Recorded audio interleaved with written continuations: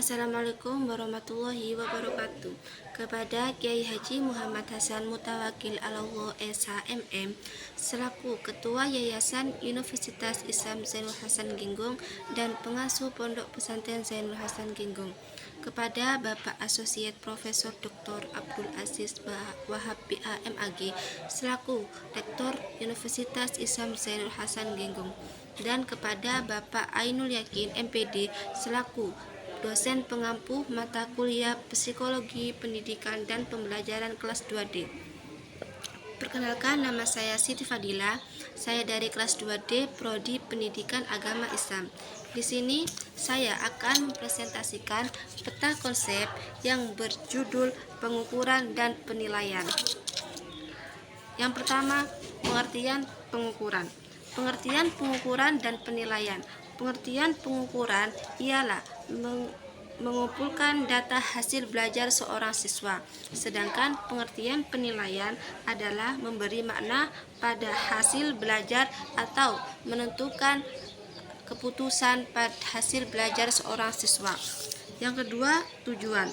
Tujuan evaluasi yaitu meningkatkan pembelajaran seorang siswa, memperbaiki proses belajar mengajar, mengetahui masalah atau kesulitan yang dialami oleh siswa, dan yang terakhir menciptakan lingkungan belajar yang menyenangkan.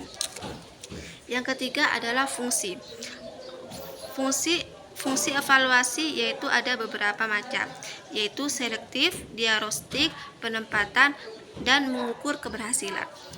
Selektif ialah menentukan kemampuan belajar seorang siswa, sedangkan diagnostik ialah mengetahui kelebihan atau kekurangan seorang siswa, dan penempatan adalah mengelompokkan siswa atau siswi sesuai dengan kebutuhannya masing-masing. Dan yang terakhir, mengukur keberhasilan. Mengukur keberhasilan ialah mengukur keberhasilan program pendidikan seorang siswa. Yang keempat adalah syarat. Evaluasi yang baik harus memenuhi syarat, yaitu harus valid, harus reliable, harus objektif, dan harus praktis. Yang kelima adalah teknik.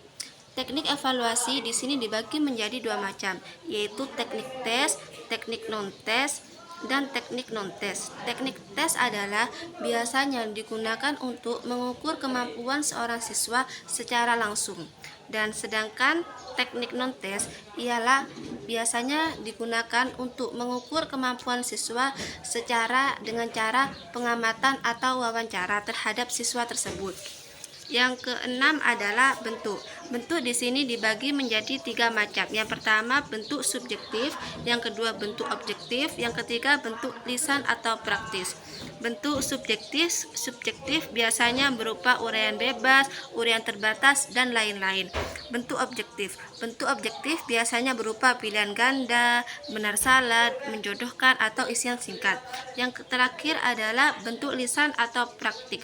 Bentuk lisan atau praktik biasanya berupa tes lisan, tes tertulis, tes perbuatan, atau tes praktik.